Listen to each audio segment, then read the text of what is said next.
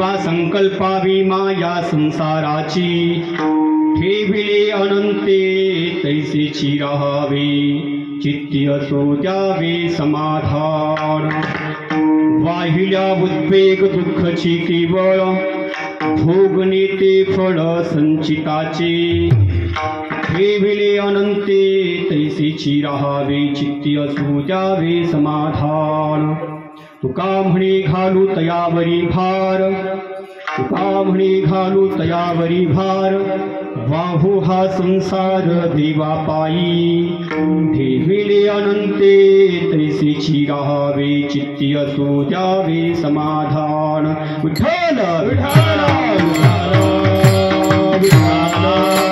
विठ्ठल विठ्ठल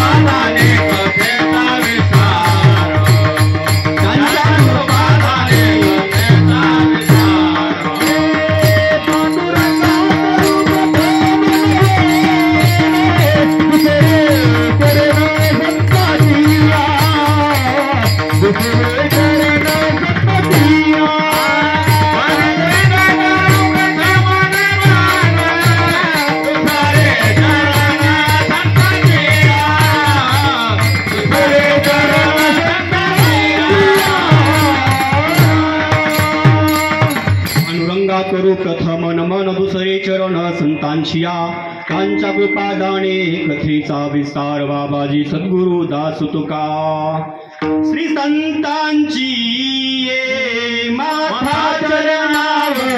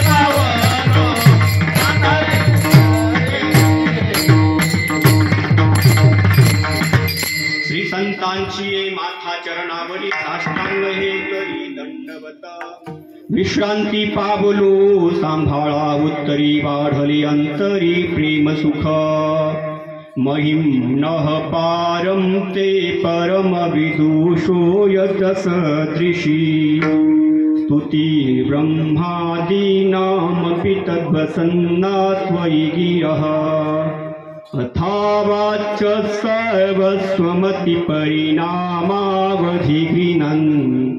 ममापीशस्तोत्रे हरनिरपवादः परिकरः मनोजवं मारुतुल्यवेगं जितेन्द्रियं बुद्धिमतां वरिष्ठं वातात्मजं वानरयूथमुख्यं श्रीरामदूतं शरणं प्रपद्ये शरण शरण हनुमन्ता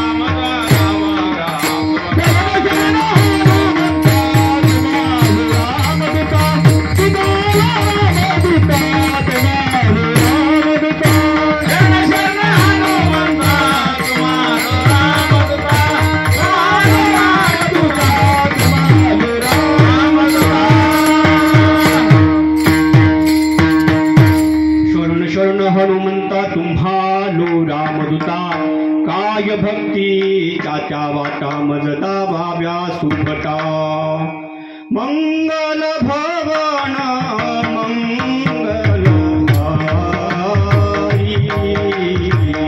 प्रभु सुदशरथ अजिर बिहारी राम सिया राम जय जय राम सिया राम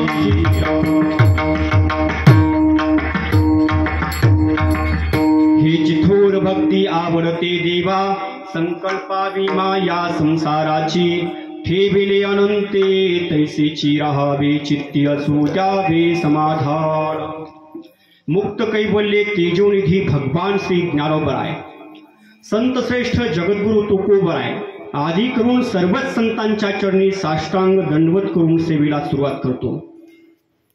अखंड हरिनाम सप्ताह तथा ग्रंथराज ज्ञानेश्वरी पारायण सोहळा मौजे सुंदरनगर खरं म्हणजे या एरियाचं नाव, या ठिकाणाचं नाव, या लोकेशनचं नाव सुंदरनगर आहे. आणि येथे येऊन मला असा अनुभव आला, येथे आल्यानंतर मला असं जाणवलं, येथील तुम्हा सर्व मंडळींची परमार्थावरची निष्ठा, तुम्हा सर्वांची परमार्थातली श्रद्धा आणि तुम्ही या कार्यक्रमाचं केलेलं आयोजन आणि नियोजन हे अतिशय सुंदरच आहे.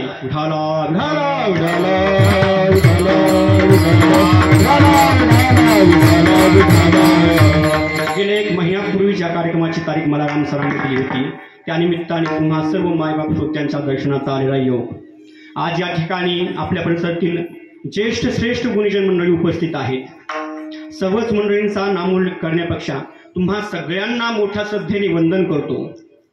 पण या ठिकाणी मला विशेष आमचे गुरुबंधू शंकर महाराजांचा नामोल्लेख करणं खूप महत्त्वाचं वाटतं. तुम्ही ज्येष्ठ श्रेष्ठ आहात, तुमच्याविषयी माझ्या खूप अंतकरणामध्ये जिव्हाळाच आहे. परंतु महाराष्ट्रामध्ये काही असे दिग्गज मंडळी आहेत ज्यांनी मृदंगाच्या कलेमध्ये मृदंगाला मोक्ष दिला, मृदंगाला कृत्य केलं असं म्हटलं तर वावगं ठरणार नाही. अशी काही मंडळी महाराष्ट्रात आहेत. त्यापैकी एक श्री हरिभक्तीपरायण परम आदरणीय परम श्रद्धेय रामभाऊजी महाराज काजळे यांचे पट्टशिष्य आहेत आमचे शंकर महाराज. आणि महाराजांनी खूप कमी वयामध्ये महाराष्ट्रामध्ये मृदंगाच्या कलेमध्ये खूप मोठं असं नाव कमवलं आहे. महाराजांना मोठ्या श्रद्धेने वंदन करतो. तसेच आज या ठिकाणी आपल्या कार्यक्रमासाठी आपल्या परिसरातील विविध क्षेत्रातले मान्यवर उपस्थित आहेत. सगळ्यांनाच नमस्कार करतो. आणि आज विशेष म्हणजे पपाळ साहेब या कार्यक्रमाचं शूटिंग करत आहेत. खूप आनंदाची गोष्ट आहे. हा कार्यक्रम तुम्हाला नंतर युट्यूबला पाहायला मिळणार आहे. पपाळ साहेबांच्या युट्यूब चॅनलला सबस्क्राईब करा, जेणेकरून तुम्हाला वेळ मिळाल्यानंतर पुन्हा हे कीर्तन ऐकायला मिळेल. पपाळ साहेब आहेत, महाराजांनाही नमस्कार करतो. आणि तुम्हा सर्व मायबाप श्रोत्यांना, बंधू भगिनी श्रोत्यांना सगळ्यांनाच मोठ्या श्रद्धेने वंदन करतो आणि चिंतनाला सुरुवात करतो.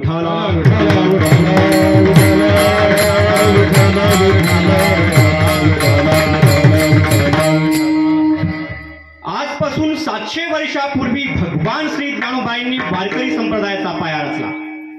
ज्ञानदेवी रचिला पाया.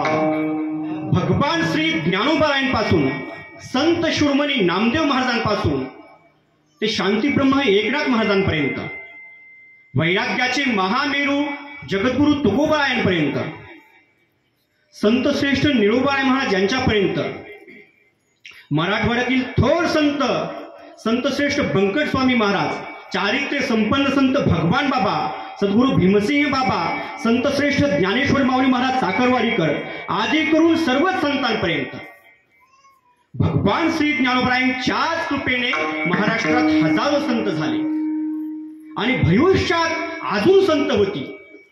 परंतु 700 वर्षाच्या वारकरी संप्रदायाच्या इतिहासामध्ये कोणत्याही संतांनी समाजाची दिशाभूल केलेली नाही, समाजात अंधश्रद्धा पसरवलेली नाही, समाजाचं अकल्याण केलेलं नाही.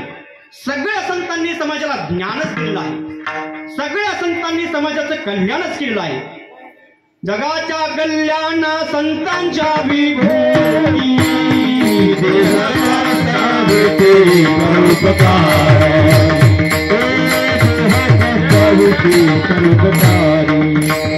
जगाच्या कल्याण संतांच्या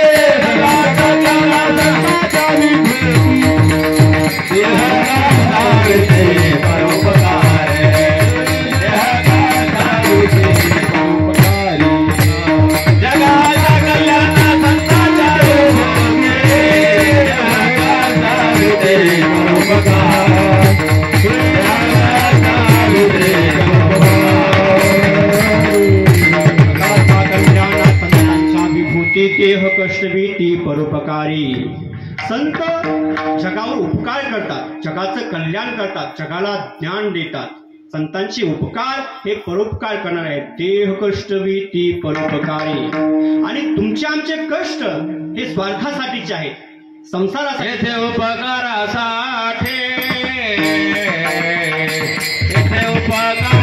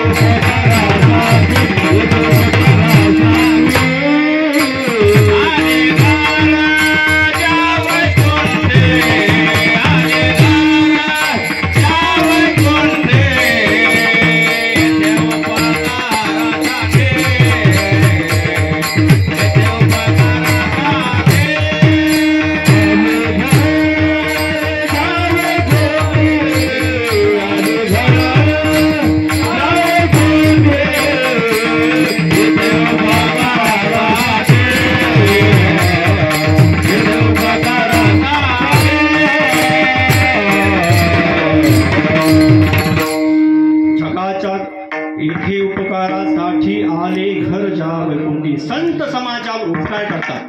नवे नवे संतांचा अवतार हा आपल्या उद्धारासाठीच असतो.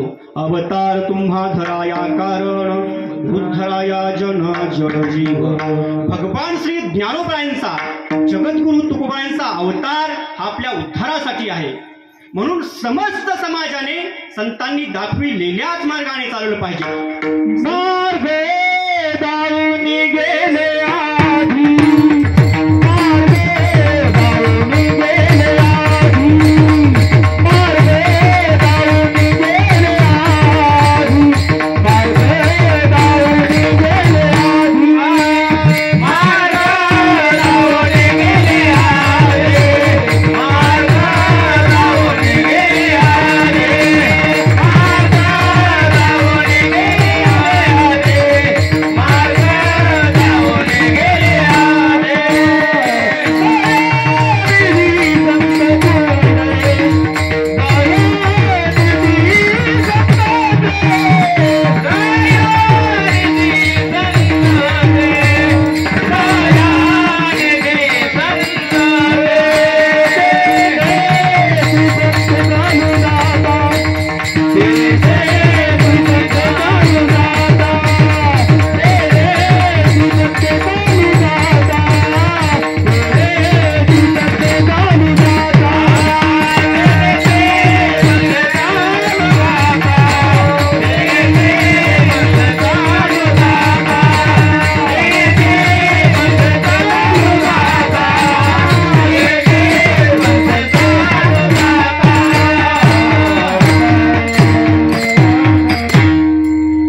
दावुनी गेली आधी दयानिधी संतते. तेनेची पंथे चालो जाता न पडे गुंथा कोठे काही. भगवान श्री ज्ञानोबाईंनी जगद्गुरु तुकोबाईंनी दाखविलेल्या मार्गाने समाजाने चाललं पाहिजे. हे जरी सत्य असलं तरी समाजातल्या काही खोट्या संतांनी सर्वसामान्य माणसात अंधश्रद्धा पसरवली आहे. परमार्थाचा व्यापार काही खोट्या संतांनी केला आहे.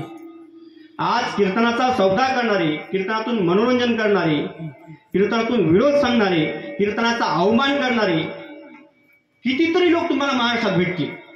परंतु खरे संतांचे अनुयायी माऊली ज्ञानोबाईंचे जगद्गुरु तुकोबाईंचे पाईक हे आज कमी आहेत. नाहीत असं नाही, पण दुर्मिळ आहेत. आणि परमार्थाची शिस्त मिळवणारे खूप लोक झाले. कीर्तनाचा अवमान करतात काही लोक. काही लोक तर कीर्तनात इतकं विचित्र बोलतात महाराज. ते जर बोलायला लागले तर आमच्या अंगावर काटा उभा राहतो की समाजाने याला असं समजू नये. भगवान श्री ज्ञानोबाराय जगद्गुरु तुकोबाराय असे बोलतात म्हणून. संत वचने अशी असतात असा समाजाचा गैरसमज होईल. मी माऊली ज्ञानोबारायांना प्रार्थना करतो, खोट्या संतांपासून समाजाला वाचवा. आज निष्काम कर्म करणारे लोक आहेत संप्रदायात, पण थोडे आहेत, दुर्मिळ आहेत. विठाला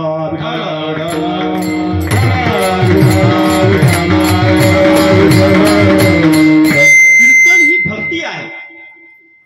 लक्षपूर्वक ऐका बरं का. कीर्तन ही भक्ती आहे. कीर्तन ही भक्ती होण्याच्या ऐवजी काही ठिकाणी कीर्तन हे सोंग व्हायला. माझं तर प्रामाणिक म्हणणं आहे, कीर्तन प्रवचन हा मनोरंजनाचा विषय नाहीच. तुम्हाला मनोरंजनासाठी गाणी आहेत, चित्रपट आहेत. तुम्हाला मनोरंजन जर करायचं आहे तर मग गाणी आहे का, चित्रपट पहा. कीर्तनाचा अवमान होईल असं कीर्तनकारांनी वागू नये. कीर्तनकारांनी आचरणशील असावं आणि समाजानेही संप्रदायाचा अवमान होईल अशा लोकांना बोलू नये. विश्वाचे काही सर्वश्रेष्ठ संप्रदाय आहेत, त्यापैकी वारकरी संप्रदाय हा जगाला ज्ञानामृत देणारा सर्वश्रेष्ठ संप्रदाय आहे. आणि त्या वारकरी संप्रदायातली कीर्तन प्रवचन ही सर्वश्रेष्ठ परंपरा गेल्या 750 वर्षांपासून भगवान श्री ज्ञानोबांपासून संत शिरोमणी नामदेव महाराजांपासून ते आजपर्यंत संपूर्ण महाराष्ट्रातच नव्हे तर जवळपास संपूर्ण भारतवर्षात खऱ्या संतांमुळे, खऱ्या साधकांमुळे, खऱ्या भक्तांमुळे भगवान श्री ज्ञानोबांच्याच कृपेने कीर्तन ही परंपरा टिकून आहे. आज एवढ्या मोठ्या संख्येने आपण या ठिकाणी कीर्तनासाठी जमलेलो आहोत, याचा अर्थ असा नाहीये आम्ही तुमच्यासमोर काहीतरी अंधश्रद्धेने बोलावं आणि तुम्ही काहीतरी ऐकून घ्यावं याच्याकरिता आपण जमलो नाही. टाइम पास करण्याकरिता आपण जमलो नाही, करमणुकीसाठी तर मुळीच नाही.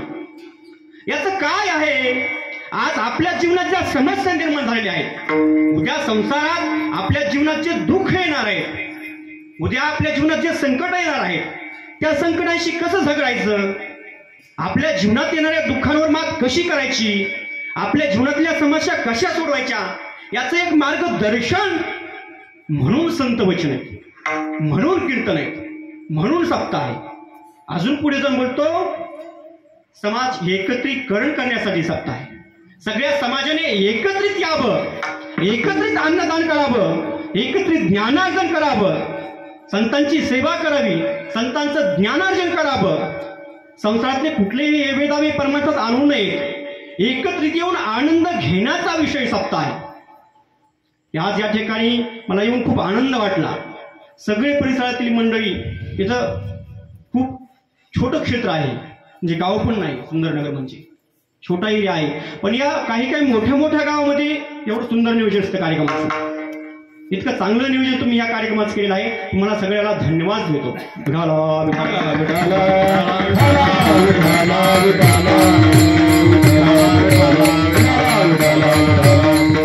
म्हणून कीर्तन हा मनोरंजनाचा विषय नाही. भगवान श्री ज्ञानोबांचं जे ज्ञानेश्वरी ज्ञानामृत आहे, जगद्गुरु तुकोबांचं गाथ्यातील जे अमृत वचने आहेत ते आपण श्रवण करणं. अगोदर कीर्तनकाराने ते स्वतःच रुजवणं, कीर्तनकार आचरणशील असणं आणि मग समाजाला सांगणं आणि समाजाने ते ज्ञान ऐकून आपल्या जीवनामध्ये ते रुजवणं, आपल्या जीवनाला सुखी समाधानी करणं, हा कीर्तन या परंपरेचा सर्वश्रेष्ठ उद्देश आहे. संत शिरोमणी नामदेव महाराज खूप सुंदर सांगतात कीर्तन कसं असावं. नाचू कीर्तनाचे रंगी,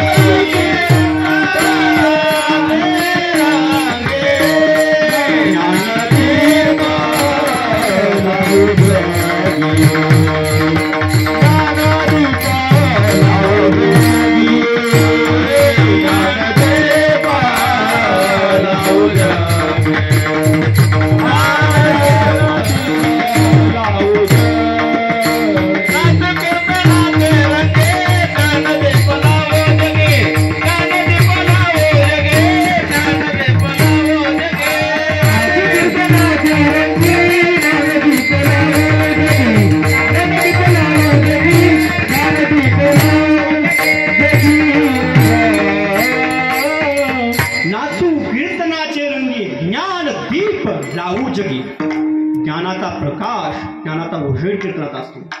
ज्ञान देण्यासाठी, ज्ञानार्जन करण्यासाठी कीर्तन आहे.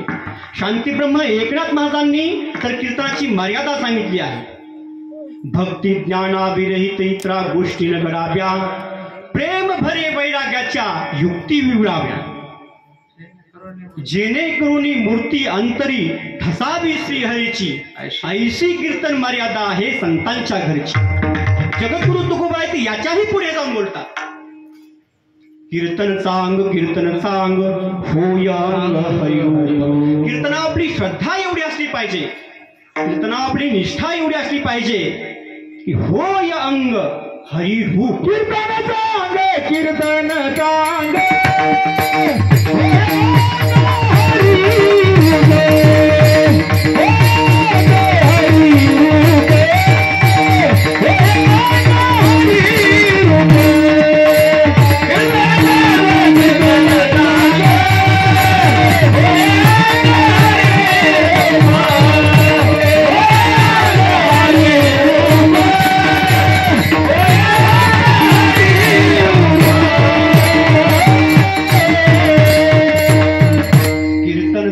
कीर्तन सांग होय अंग हरिरूप. आपण भगवंत स्वरूप झालो पाहिजे इतकी श्रद्धा कीर्तनासाठी. म्हणून कीर्तन हा ज्ञान प्राप्तीचा विषय आहे, ज्ञान देण्याचा विषय आहे, ज्ञानार्जन करण्याचा विषय आहे. भगवान श्री ज्ञानोबाईंचं ज्ञानेश्वरीतील जे ज्ञानामृत आहे, जगद्गुरु तुकोबारायांचं गाथ्यातील जे अमृत वचने आहेत, ती कीर्तनकारांनी आपल्यामध्ये अगोदर रुजवणं आणि समाजाला सांगणं, आणि समाजाने ते आपल्या जीवनामध्ये श्रवण करून आपल्या जीवनामध्ये रुजवून आपल्या जीवनाला सुखी समाधानी आनंदी करणं, यासाठी कीर्तन ही सर्वश्रेष्ठ परंपरा गेल्या 750 वर्षापासून महाराष्ट्रात आहे.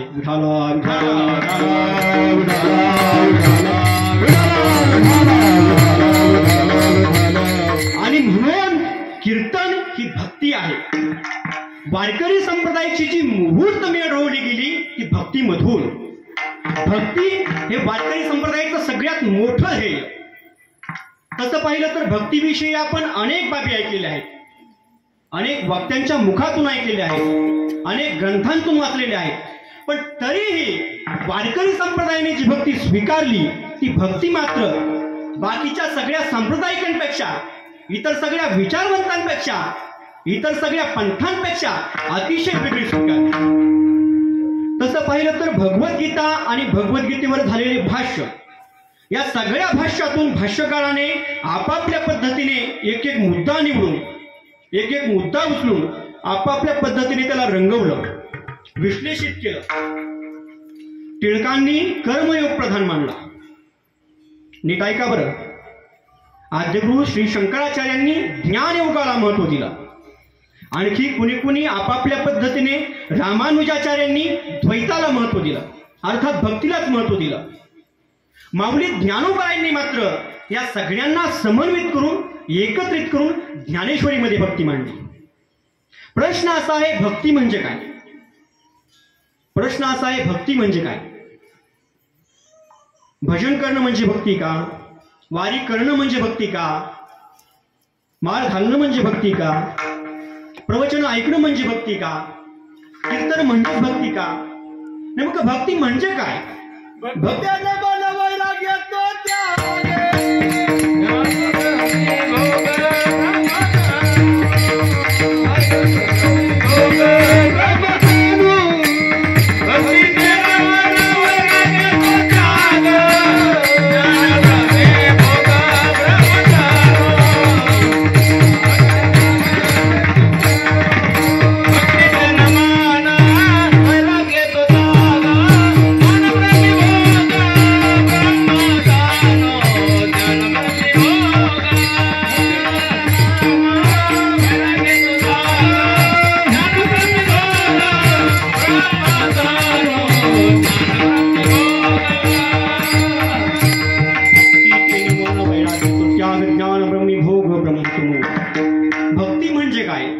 भक्तीची व्याख्या काय? अनेक लोकांनी भक्तीच्या व्याख्या केल्या आपापल्या पद्धतीने. नारद म्हणतात 7 पृथ्वी परमप्रेम रूपा. त्या भगवंतावर परमप्रेम असणं म्हणजे भक्ती असं म्हणतात. शांडिल्यही तशाच प्रकारे अनुरक्ती, त्या परमेश्वरामध्ये अतिशय पराकुटीची अनुरक्ती असणं म्हणजे भक्ती असं म्हणतात. माऊली ज्ञानोबराय भक्तीची व्याख्या करतात, ते अफलातून करतात. माऊली ज्ञानोबराय म्हणतात, ऐसा हा सहज माझा प्रकाश जो कपिध्वजा. तो भक्ती या ओजा बोलीचे का. अर्थात या शब्दात